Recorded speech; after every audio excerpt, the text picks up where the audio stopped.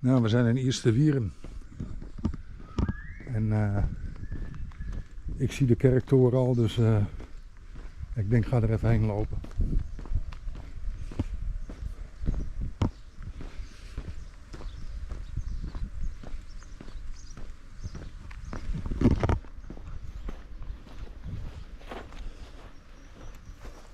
Hoi. Hoi. Dat is de oude school. 1873.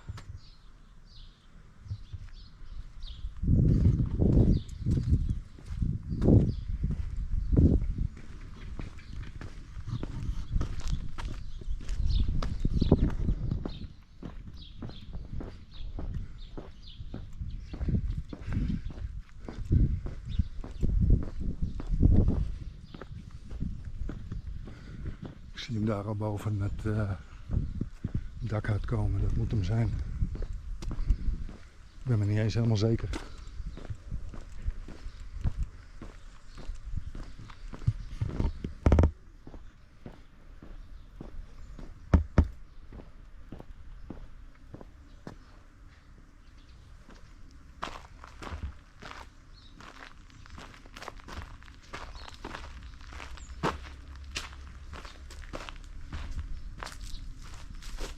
Oh, dat is niet hoe je bij de kerk komt. Dan moet ik eentje verder zijn.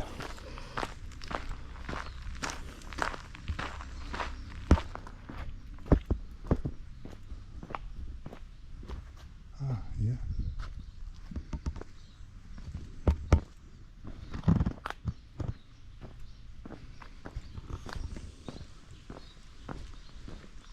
Hier zit wel gewoon een schip aan vast.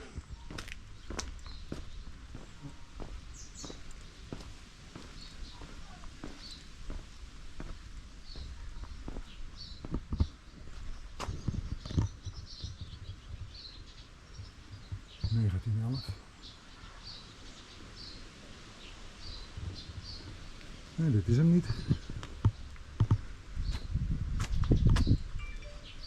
Ik denk dat hier gewoon mensen wonen. Nou, het is niet netjes om naar rond een kerk te gaan lopen.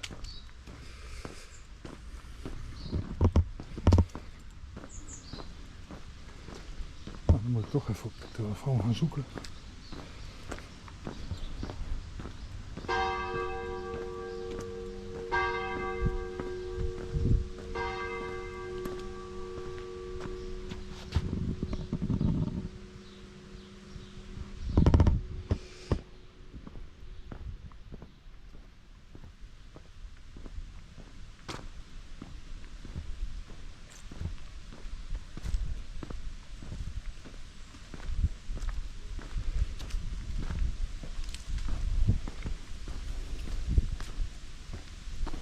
Nee, hier kom ik uit bij een grote boerderij. Dit heeft helemaal niets te maken met wat ik zoek. Ik ga het even op de telefoon opzoeken. Nou, ik sprak net een alleraardigste mevrouw die me toch weer terugstuurt. Want het ligt hier wel. En nou ging ik deze kant op. Ik zal hem even omdraaien. Zien jullie het beter. Maar ik blijf dus wel hierheen te moeten. En die mevrouw die vertelde mij, die woont in die oude school die ik net erop gezet heb. Dat dit dus het pad was naar school toe en naar de kerk. En omdat dat in wintertijd vaak een probleem was, hebben ze de school afgebroken. En daar waar we net langs gelopen zijn, weer opgebouwd. Kijk, hier staat dus zo'n gigantische boerderij.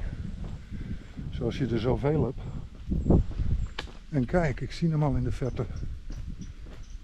Oh yes.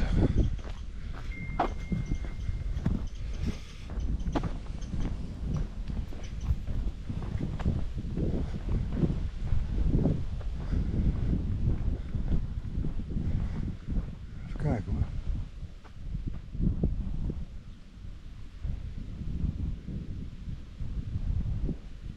Nou, ik moet daar via deze dam moet ik daar komen.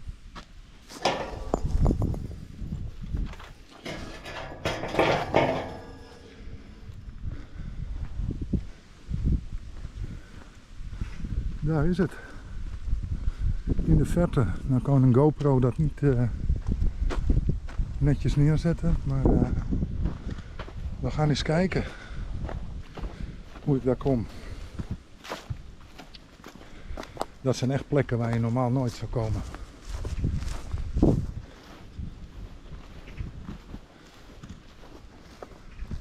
Die moet je echt op internet gaan opzoeken en kijken. We kunnen hier nog voetballen ook, jongens. Hey, kijk. Maar het is gewoon gaaf om dat soort plekken dan te vinden en eens te kijken wat daar de geschiedenis is geweest. Ja, de mensen in het dorp weten natuurlijk zelf ook nog wel een hoop te vertellen. Maar het schijnt zo te wezen dat dat meer een buurtschap was. Een buurtschap waar maar een paar huisjes stonden. En het echte dorp is uiteindelijk daar gebouwd, waar we net vandaan komen. En nou weet ik alleen niet. Nou, we zullen hier maar langs lopen.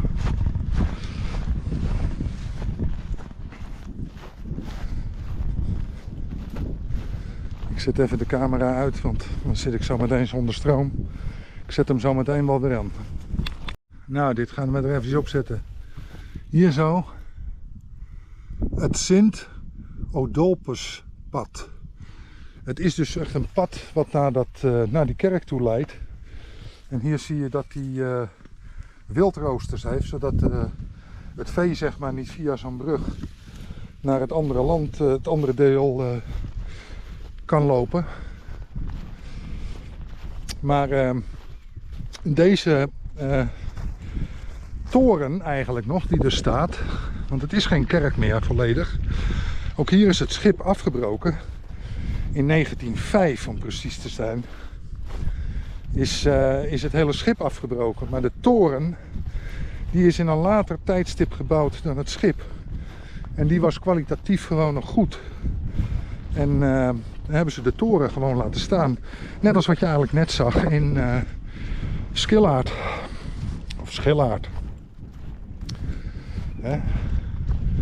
Ook deze slootjes zijn ooit met de hand gegraven.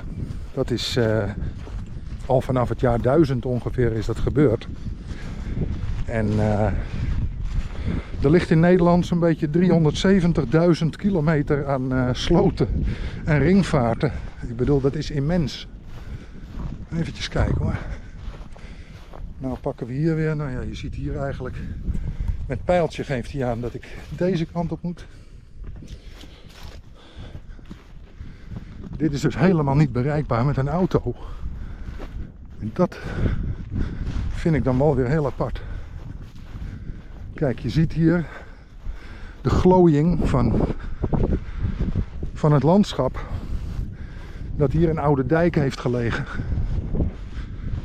En ik loop nu als het ware ongeveer een metertje of 1,5.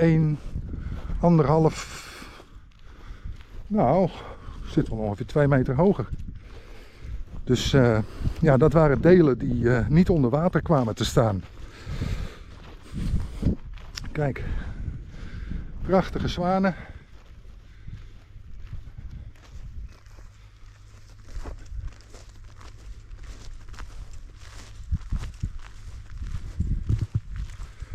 Nou hoop ik dat er geen schrikdraad hierop staat. En zo te zien is dat ook niet het verhaal.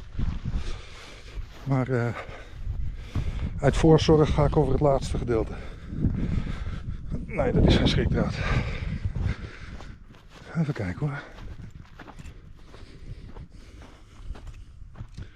Kijk. Het is gewoon eigenlijk gewoon een stuk alles bomen, gewoon midden in het landschap.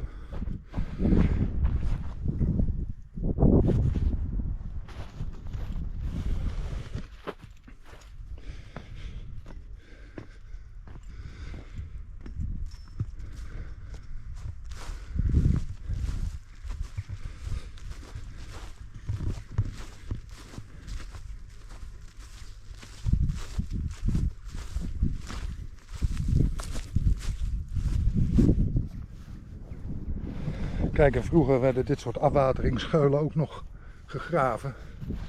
Om zo snel mogelijk van het regenwater af te zijn. En dat moet een immens werk zijn geweest. Over al die jaren om 370.000 kilometer aan sloten te gaan graven en ringvaarten. Gelukkig doen ze daar al ruim 1000 jaar over. Maar je zit zo ongeveer 10 keer rond de aarde als je ze achter elkaar zou neerleggen. Nou zie ik niet waar ik naar binnen kan. Dat zal dan aan de andere kant zijn.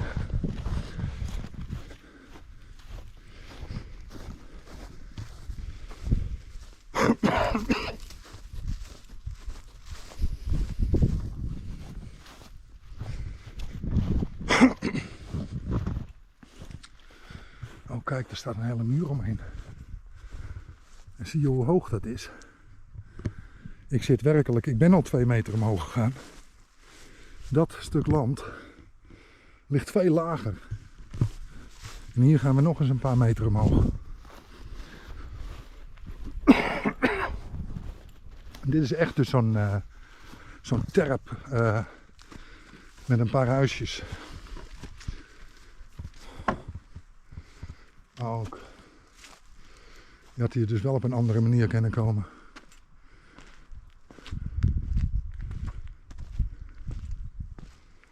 Zie je, dat hele landschap hier, dat glooit.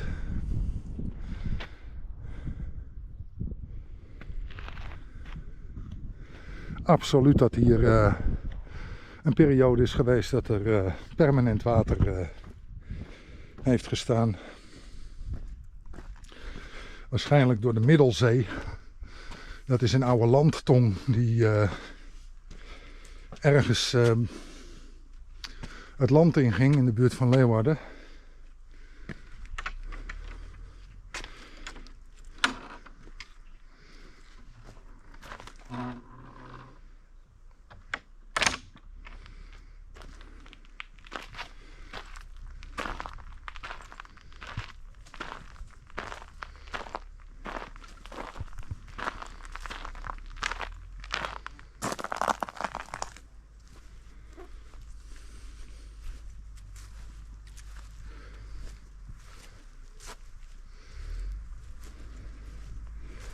Och, kijk eens even jongens.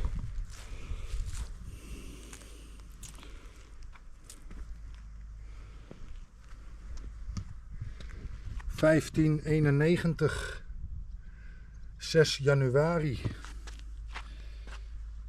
Vari sterft den erentveste hooggeëerde dokter Dirk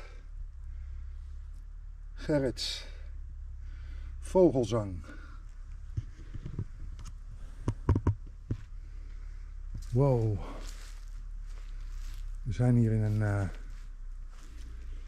een aparte plek.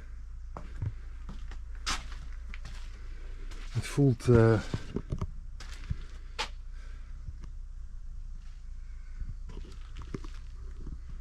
2021. Theo Visser. 2012. 2003. Quink Hornman. En dit is een voorbeeldgedenkplaat. Ja. Ja. Daar staan we dan.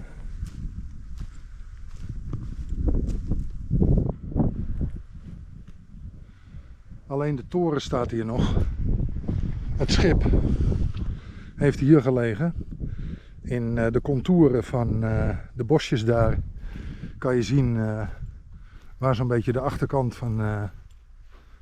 van de kerk het schip moet hebben gestaan. Ja, dus ik loop nu als het ware achter in de kerk. Als je de toren als voorkant zou nemen. En vandaar dat deze graven er nog liggen, want die lagen vroeger in het schip.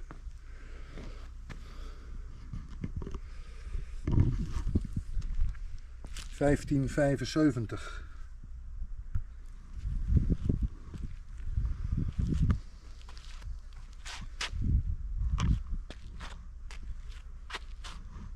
1665, den 19 augustus.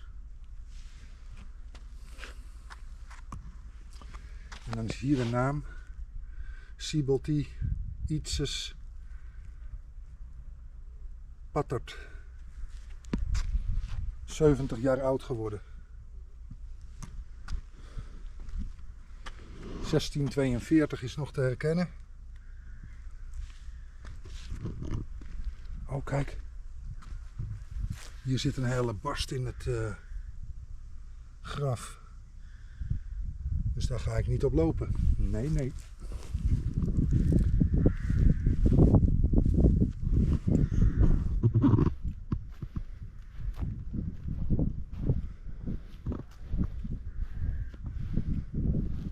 Ik loop hier werkelijk helemaal alleen. Er is niemand te bekennen.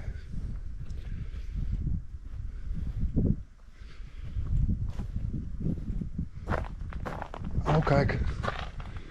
Er is nog glas in de kerk.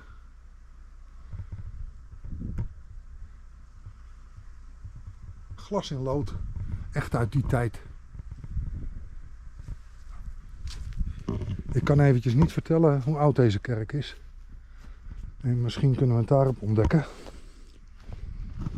Ja. 1589 is de toen gerepareerd. De toren is toen gerepareerd. Oké. Ja. Kijk.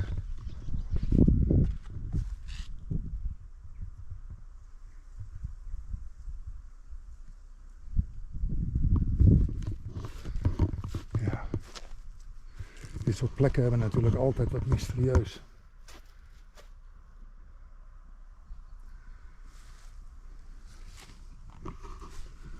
Oké. Het stukje terp waar u op staat was vroeger al veel groter. In de vorige eeuw is een flink deel van de terp afgegraven en naar Zuid-Friesland verkocht. Alleen het kerkhof is overgebleven en op het kerkhof alleen de toren. In 1903 is de kerk afgebroken en in 1911 zou ook de toren tegen de vlakte gaan. Maar dat kon gelukkig voorkomen worden. De Sint-Nicolaaskerk is in de tweede helft van de 12e eeuw is die gebouwd.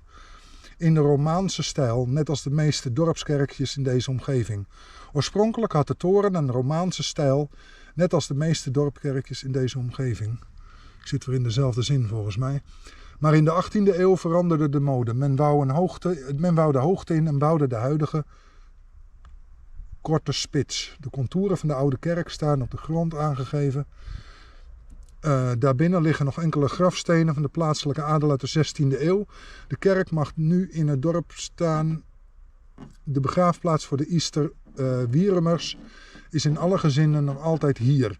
In 1985 was de muur rond de kerkhof in zeer slechte staat. De dorpsbewoners hebben toen een actie op touw gezet die zo succesvol was dat de gehele muur en de brede trap weer werd ommetseld. Oké. Ja. Een uniek plekje, ja. Zeg het wel. Neem aan dat die op slot is. Ja.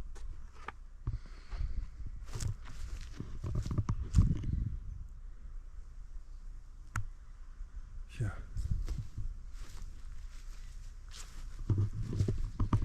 1986, 76, 1962, 2004. Die zijn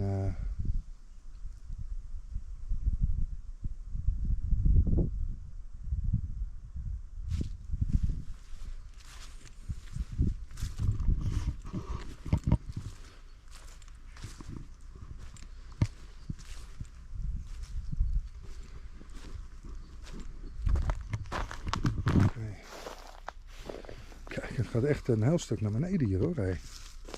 Voor Nederlandse begrippen. En zeker in dit deel van Nederland.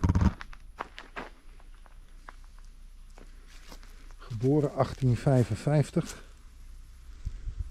Overleden 1934. Hoogma.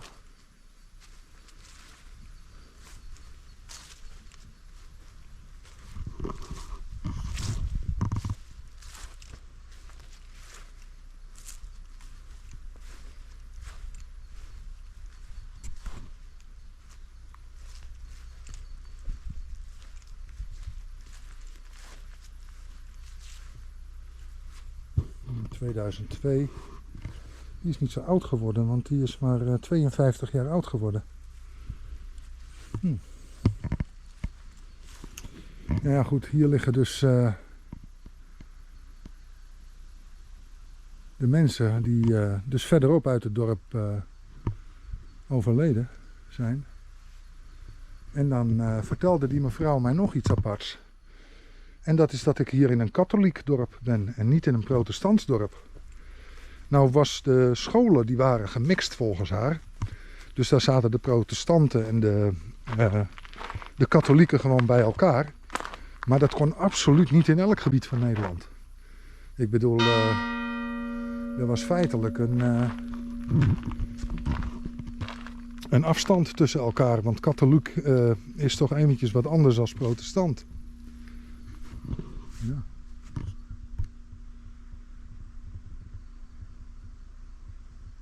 Ik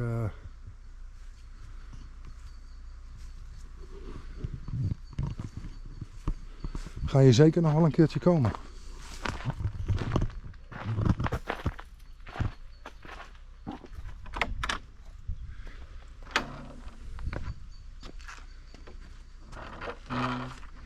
Wat is dat nou?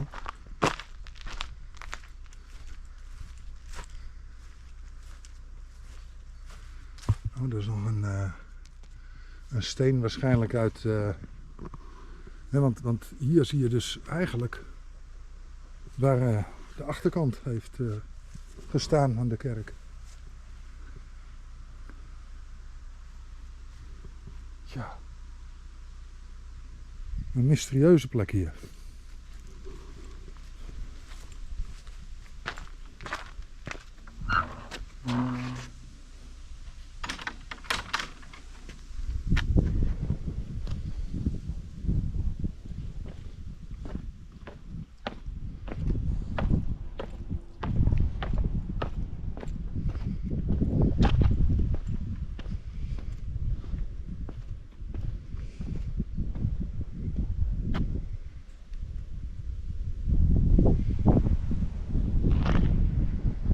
Ja.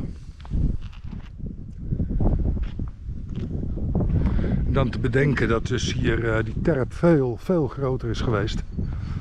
En dat ze op een bepaald moment hebben ze de terp zelfs afgegraven en dus verkocht. Die grond. Kun je nagaan hoe belangrijk het is om grond te kunnen leveren. Want ik bedoel, het was allemaal bedoeld om zeg maar het water tegen te houden wat in Friesland zeg maar zoveel invloed op het land heeft gehad. Een klein stukje rond deze kerk. En ik vind het wel een hele gave trip om even zo mee te maken wat ik hier zie.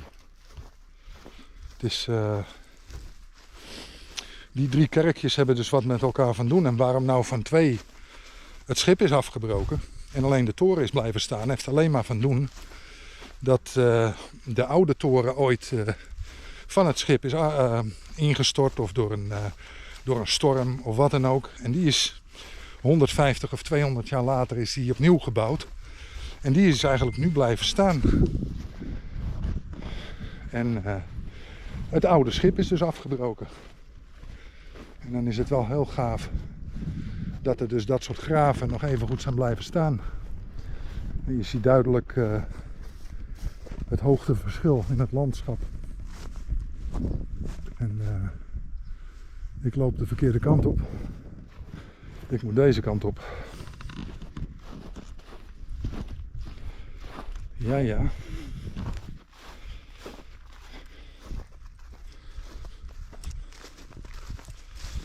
Nou, ik heb nog een stukje te lopen, dus ik ga afsluiten. Dit stuk hebben we al een keer gehad. Hier zie je nog een keer de kerk. En je kan je voorstellen dat niet veel mensen dit zomaar even weten te vinden. Je moet het echt weten, opzoeken. Iemand moet het je vertellen. Anders vind je dit niet, joh. Ik zou zeggen tot laters.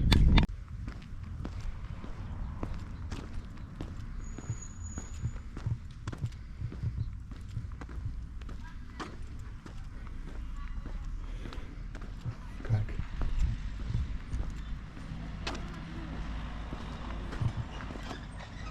Hier is de school.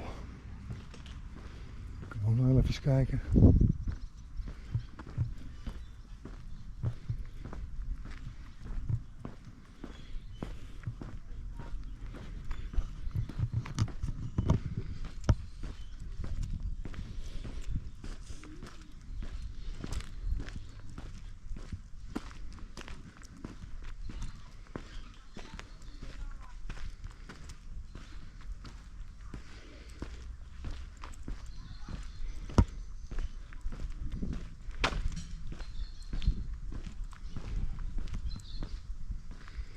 Mooie scholen hoor, dit.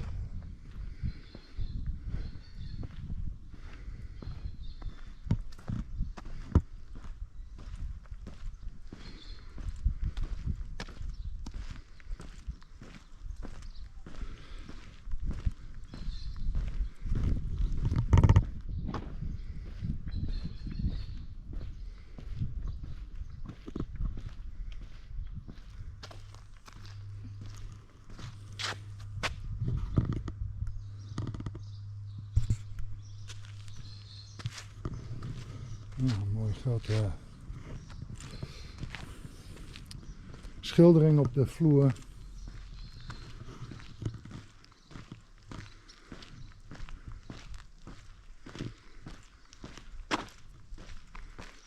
Mooie grote zandbak voor de kids.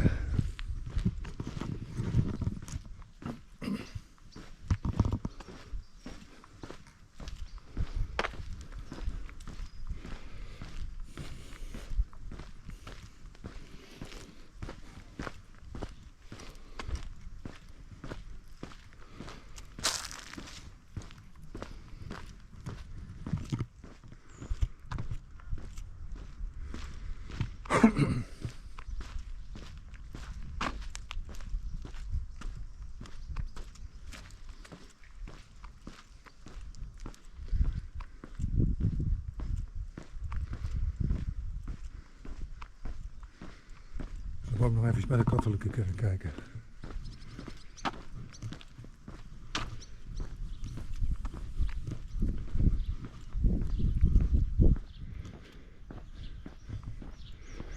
Oh, een beetje compleet uitgestorven hier in het dorp, zeg.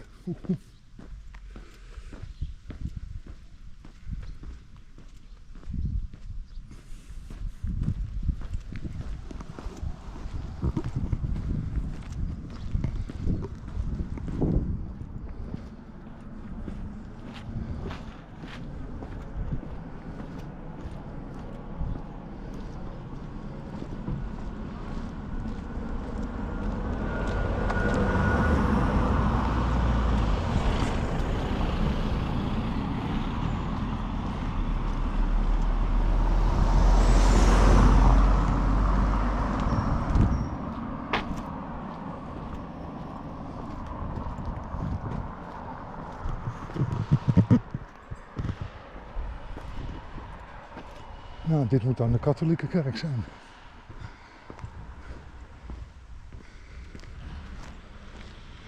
Ja, één groot verschil zie ik al. En dat is dat er veel meer glas en lood in verwerkt is. Geen graven rond de kerk zie ik.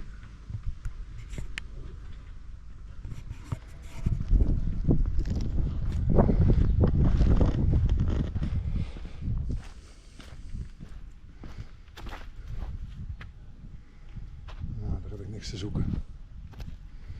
We kunnen dat pad daarvoor nog even inlopen.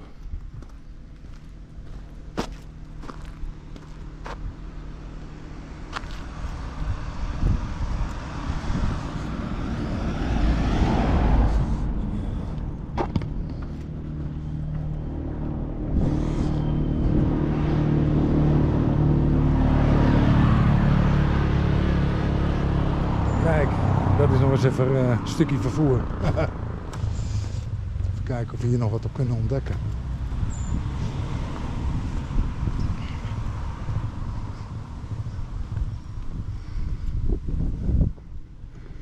De heilige Sint-Nicolaas.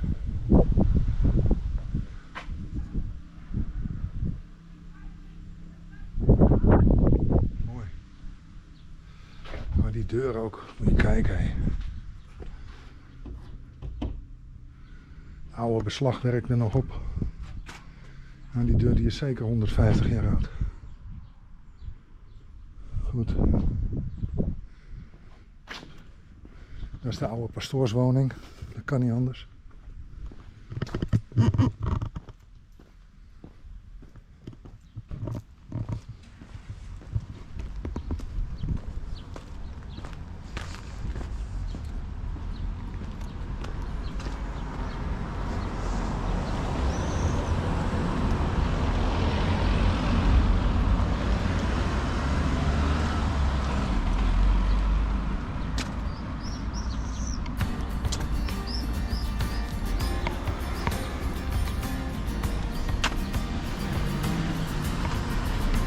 Kijk, als je die zwarte dingen ziet, allemaal muurankers. Dan weet je zeker dat het oude gebouwen zijn. Dat is te koop. Magna Frisia, van stond variëren. Magna Frisia, koningen vochten om die lonen en ruiden rond die groen. Goden proosten op de Doe maar eens even er tussendoor. Nou, dat was deze dan. Magna Frisia, Freya Friese. Later.